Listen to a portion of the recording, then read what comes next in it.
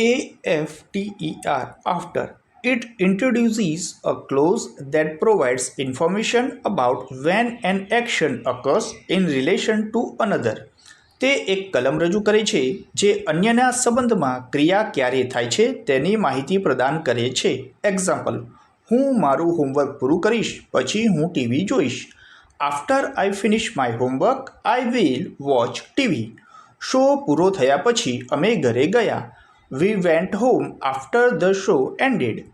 તમે ગયા પછી મને ફોન આવ્યો. After you had left I got a phone call. ઇનામ જીત્યા બાદ તે રાતોરાત ફેમસ થઈ ગઈ. After winning the prize she became famous overnight. તેણે મને વાર્તા કહ્યા પછી તેણે મારું ઘર છોડી દીધું. After he told me the story he left my house.